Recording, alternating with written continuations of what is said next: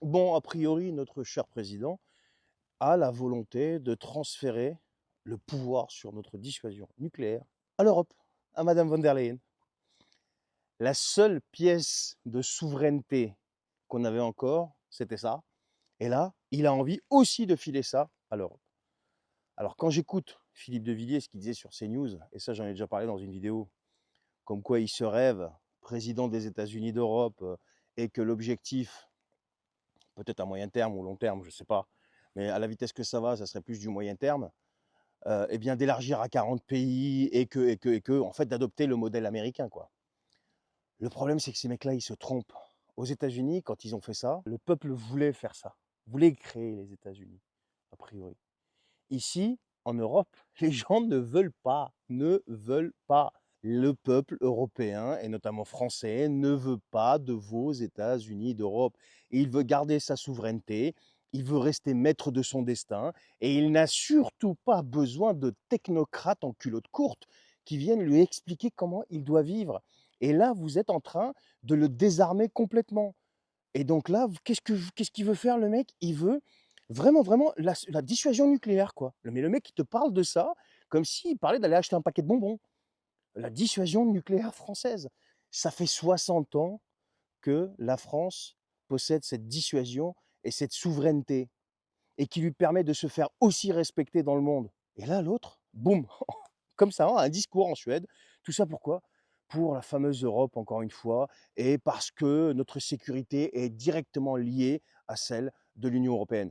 Non mais Frexit quoi? Frexit, jusqu'où on va aller comme ça? Frexit, il faut sortir de là. Il faut sortir de là. Il faut que les gens arrêtent de soutenir ça. On va continuer de le rabâcher pour que ça rentre dans les crânes de ceux qui sont encore convaincus que ce type et sa bande sont là pour leur bien. Il faut arrêter ça tout de suite.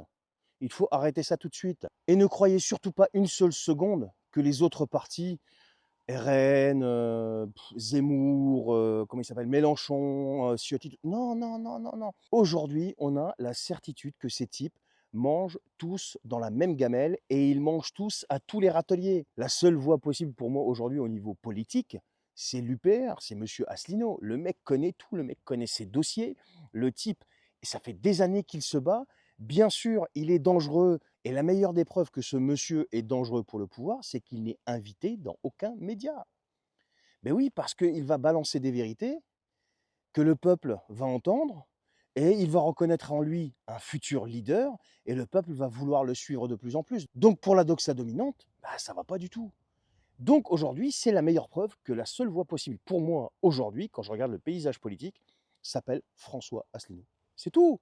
Et je vous le dis sincèrement, parce que tous ces gens que vous voyez, du RN jusqu'à l'extrême gauche, jusqu'à Mélenchon, tous ces mecs-là se sont assis à la table d'Emmanuel Macron aux rencontres Saint-Denis. Ils se sont en clair assis à la table du type qui nous a fait vivre un enfer durant toutes ces années.